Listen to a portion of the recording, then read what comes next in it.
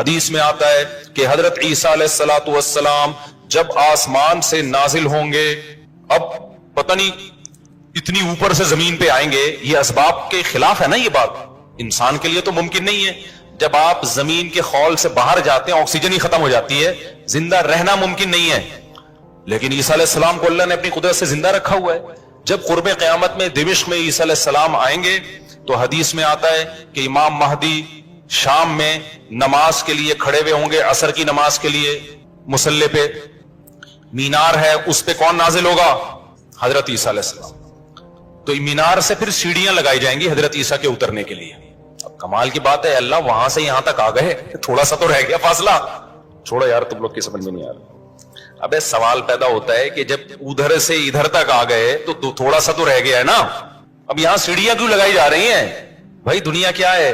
دارالاسباب ہے، ادھر سیڑھیوں سے جانا ممکن نہیں تھا، وہ اللہ اپنی قدرت سے ہی لے گیا۔ یہ دنیا دارالاسباب ہے، یہاں پہ کیا لگیں گی؟ سیڑھیاں لگیں گی، وہاں سے نیچے اتریں گے، اتنے بڑے بڑے بال ہوں گے جن سے پانی بہ رہا ہوگا، کیونکہ حضرت عیسیٰ علیہ السلام کو جب سولی پہ لٹکایا جا رہا تھا اس وقت آپ نے غسل کیا تھا، تو اللہ نے ان کی شکل کا کوئی آدمی کر دیا اور عیسیٰ ابن مریم کو آسمانوں پہ اسی حال میں اٹھا لیا۔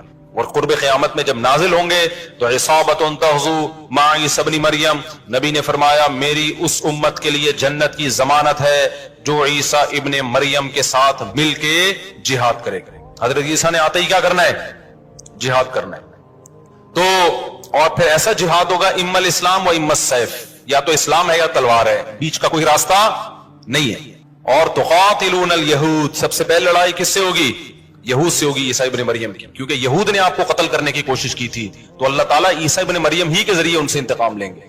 خیر، اب ایسا نہ ہو کل وہ امام مہدی آ جائے۔ آج کل مارکیٹ میں امام مہدی کے نام پہ منجن ہر تھوڑے دن میں کوئی مہدی۔ میرے والد صاحب ایک واقعہ بتایا کرتے تھے، ہماری محلے کی مسجد میں نا ایک آدمی بہت نیک تھا، عبادت کرتے کرتے نا اس کی کھوپڑی گھوم گئی اوپر سے۔ بعض لوگ بہت زیادہ عبادت کرتے ہیں، دماغ خشک ہو جاتا ہے، خوراک ہوتی نہیں ہے، ہنسی مزاح کی کوئی بات ہی نہیں ہوتی، تو اوپر سے سیٹنگ کیا ہو جاتی ہے؟ آؤٹ۔ تو اس کی سیٹنگ آؤٹ ہو گئی، برا نہیں تھا وہ، میرے والد صاحب کے پاس آیا، کہنے لگا، میرے والد صاحب کو لوگ حافظ صاحب کہتے تھے، حافظ صاحب ایک بات آپ سے کرنا چاہتا ہوں، آپ ذرا نیک آدمی لگ رہے ہیں، صرف آپ سے کروں گا، کسی اور سے نہیں۔ والد صاحب نے کہا کیا؟ کہتے ہیں مجھے نا کچھ الہامات ہو رہے ہیں کہ امام مہدی میں ہی ہوں۔ والد صاحب ہمیں یہ واقعہ سنا رہے تھے، کہتے ہیں کہ میں نے اس سے کہا کہ بس مجھے بتا دیا، میرے علاوہ کسی کو قطعا نہیں بتانا، ورنہ حالات کا میں ذمہ دار، کوئی بھی پیل دے گا، صحیح ہے نا؟ تو بس یہ مجھے بتا دیا نا، بس یہ ہم دونوں کے راز کی بات ہے اور اللہ کو پتا ہے، کسی تیسرے کو بتانے کی بالکل بھی ضرورت نہیں۔ پھر والد صاحب نے اس کو بولا بھائی تو تھوڑا سا وظائف نہ کم کر دے، تھوڑا سا نارمل لائف میں آ جائے، انسان کا بچہ بن جا، تیری کھوپڑی کیا ہو رہی ہے سیٹنگ اپ۔ بہت سے امام مہدی اس چکر میں بنے ہیں، ہوتے نہیں ہیں۔ تو جب امام مہدی نے آنا ہوگا نا تو سب سے پہلی بات یہ کہ وہ مہدی ہونے کا دعویٰ نہیں کریں گے، ان کو لوگ کہیں گے کہ آپ مہدی ہیں، ان میں علامتیں دیکھ کے علماء ان سے خود کہیں گے، سارے پیچھے پڑ جائیں گے کہ آپ مہدی ہو۔ سمجھتے ہو کہ نہیں سمجھتے ہو؟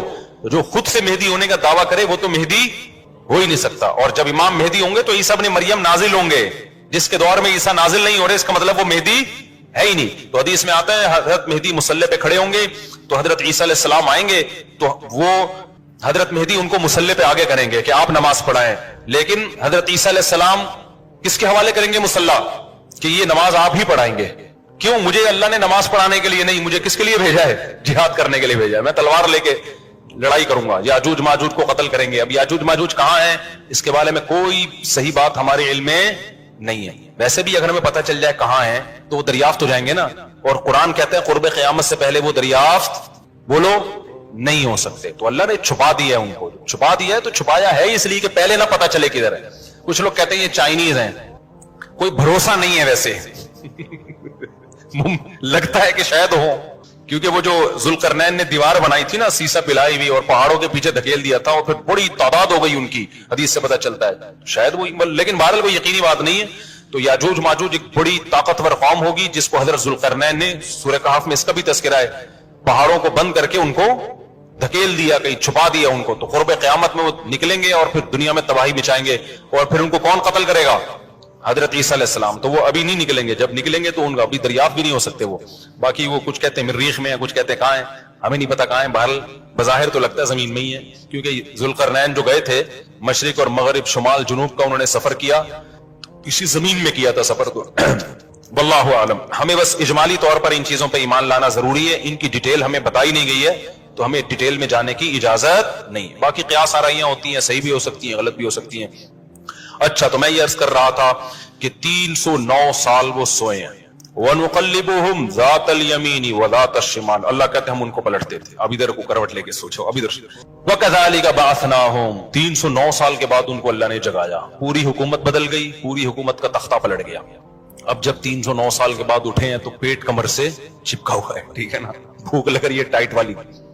تو کیا کہتے ہیں, کم لبستم, پہلے آپس میں کہنے لگے ہم کتنا سوئے ہیں, ہم کتنا سوئے. ایک نے کہا لبثنا یومن او بعض یوم, یا تو پورا دن سوئے ہیں, کیونکہ سورج جب ہم سوئے تھے تو یہاں تھا, اب یہاں ہے, لیکن جب یہاں ہے تو اس کا مطلب پورا دن تو نہیں سوئے ہم, پورا چکر تو ہو جانا چاہیے تھا نا. مثال کے طور پر وہ سوئے تھے مغرب کے وقت اور آنکھ کھل رہی ہے اشراق کے وقت. اب کنفیوز ہو رہے ہیں نا کہ یار اگر ہم تھوڑا سوئے ہیں تو یہ تو ہمیں لگ رہا ہے بہت زیادہ سوئے ہیں, 24 گھنٹے سے زیادہ تو سو نہیں سکتا کوئی. تو کہنے لگے یا تو ہم پورا ایک دن سوئے ہیں یا شاید اس سے کم سوئے ہیں. کم سونے پر یہ اعتراض ہو رہا ہے کہ نیند تو بڑی شاندار طریقے سے پوری ہوئی ہے, 4-6 گھنٹے میں ایسی ہوتی نہیں ہے. اور اگر زیادہ سوئے ہیں تو سورج جب ہم سوئے تھے وہ یہاں تھا, اب یہاں ہے, تو یہ تو 24 گھنٹے بھی پورے نہیں ہوئے, کیونکہ ان کا کیا خیال ہے کہ یہ 300 دفعہ پلٹ کے سورج آ چکا ہے. جب کافی دیر ان کی بحث ہوئی تو کہنے لگے ربکم اعلم بکم, اللہ ہی جانتا ہے بھائی کتنا سوئے ہیں, اس بحث سے کوئی فائدہ نہیں ہے, ابھی تو روٹی کی فکر کرو. فبعثوا احدکم بورقکم, یہ سکہ رائج الوقت لے کے جاؤ اور روٹی لے کر آؤ.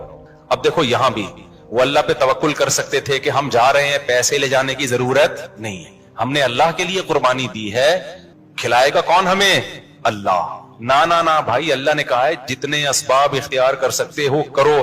تم ایک اجنبی جگہ پہ جا رہے ہو, تمہارے پاس سکے ہونا, پیسے تو لے کے جاؤ. عربوں میں نا جب زمانے جاہلیت میں حج ہوتا تھا تو دور دور سے جو عرب قبیلے بیت اللہ آتے تھے پیسے نہیں لے کے آتے تھے ساتھ میں, کہتے تھے کہ ہم اللہ کے گھر کی زیارت کے لیے جا رہے ہیں تو کھلائے گا کون ہمیں, اللہ, ہم پیسے نہیں لے کے جائیں گے. یہ تو توکل کے خلاف ہے یار, اللہ کے مہمان. وہ مثال ایسے دیتے تھے جیسے آپ اپنی نانی کے جا رہے ہو اور اپنی کھانا ساتھ لے کے جا رہے ہو, تو نانی کو غصہ آئے گا نا, بیٹا میں نے تیری دعوت کی ہے تو کھلاؤں گی کون, میں کھلاؤں گی تجھے, تو اپنے ساتھ کھانا کیوں لے کر آیا ہے. تو کہتے تھے جب ہم کسی کے مہمان ہوتے ہیں تو کھانا ساتھ نہیں لے کے جاتے, میزبان کا کام ہے, تو ہم اللہ کے گھر پہ جا رہے ہیں, ہم پیسے لے کے نہیں جائیں گے, اللہ پہ توکل کریں گے. جب پیسے ختم ہوتے نا تو بھیک مانگ رہے, تو بھائی کو اللہ کے نام پہ کوئی کھانا دے دے یار, کوئی تو روٹی دے دے. جب پیسے ختم ہوتے تو کیا کرتے یار, کہیں سے جگاڑ, پھر چوریاں چکاریاں شروع کر دیتے. تو قرآن میں اللہ نے آیت نے نازل کی وَتَزَوَّدُوا, جب حج کے لیے جاؤ تو زاد راہ لے کے جاؤ, پیسے لے کے جاؤ. کیوں, فَإِنَّ خَيْرَ الزَّادِ التَّقْوَىٰ, سب سے بہترین زاد راہ تقویٰ ہے. وہ توکل جو تمہیں بھکاری بنا دے, گناہگار, کیونکہ بھکاری پن یہ تقویٰ کے خلاف ہے. تو پہلے تقویٰ کی فکر کرو کہ لوگوں کے سامنے ہاتھ نہ پھیلانے پڑے. تو ان کو بتا دیا اللہ نے صحابہ کو کہ توکل کا یہ مطلب نہیں ہے کہ دنیا میں اسباب اختیار نہ کرو, حج پہ جا رہے ہو تو پیسے لے کے جاؤ سارا. تبھی فقہا کہتے ہیں, فقہا نے دین کو خوب سمجھائے کہ حج صرف اس پہ فرض نہیں ہو جاتا کہ آنے جانے کا انتظام ہو جائے, نا, حج اس پہ فرض ہوگا آنے جانے کا انتظام بھی, راستے میں کھانے کا انتظام بھی, اور جتنے دن آپ گھر کی مارکیٹ سے شارٹ رہو گے بیوی بچوں کے کھانے کا بھی انتظام. آپ کا حج کا آ گیا بھائی, آپ نے کہا میرا جہاز کا ٹکٹ بھی ہو گیا, ہوٹل کا کرایہ بھی ہو گیا, کھانے پینے کا انتظام بھی ہو گیا, نکل گئے 40 دن کے لیے. بچے کہہ رہے ہیں ابا مارکیٹ سے کیا ہو گیا, ابا ہم کیا کھائیں یہاں پہ. تو ابا کہہ رہا ہے بیٹا میرے لیے چونکہ آنے جانے کا پراپر انتظام ہو گیا تھا تو مجھ پہ حج فرض ہو گیا ہے, کیونکہ اللہ نے کہا ہے جس میں استطاعت ہے حج فرض ہے, تو مجھ میں استطاعت ہی حج فرض ہے. تو بچے کہیں گے ہمارا کیا قصور ہے. اس لیے علماء نے بیان کیا کہ استطاعت میں یہ بھی داخل ہے کہ آپ کا بھی اور جن کی آپ کفالت کر رہے ہو, جو آپ کی شرعن ذمہ داری ہے, ان کا بھی انتظام ہو. سمجھتے ہو کہ نہیں سمجھتے ہو. تو انہوں نے اپنے ساتھ سکے لے کے گئے ہوئے تھے, وہ سکہ رائج الوقت. جب نکاح ہوتا ہے نا تو سکہ رائج الوقت, میں نے سکہ رائج الوقت میں آپ کا نکاح فلاں, میں یہ لفظ نکال دیا ہے, میں اتنے پیسوں میں کرایا ہم نے, کیونکہ رائج الوقت ہی سکے چلیں گے نا, یا نکاح میں ڈالر تھوڑی دیں گے. کبھی خربوزہ خریدتے ہوئے کہا کہ سکہ رائج الوقت کے مطابق یہ خربوزہ کتنے روپے کلو ہے, جیسے وہاں سیدھا سیدھا بولتے ہو بھائی خربوزہ کتنے روپے کلو ہے, تو مہر میں بھی وہی ہے. جب پاکستان میں شادی ہو رہی ہے تو پاکستانی روپے میں ہی ہوگی, اس میں الگ سے سکہ رائج الوقت بتانے کی ضرورت نہیں ہے. لوگ کہہ رہے تو سکہ رائج الوقت کے مطابق, تو وہاں سے میری زبان پہ یہ آیا ہے. تو انہوں نے کہا بھائی یہ سکہ رائج الوقت ہے, اس کو لے کے جاؤ اور کھانے پینے کا انتظام کرو.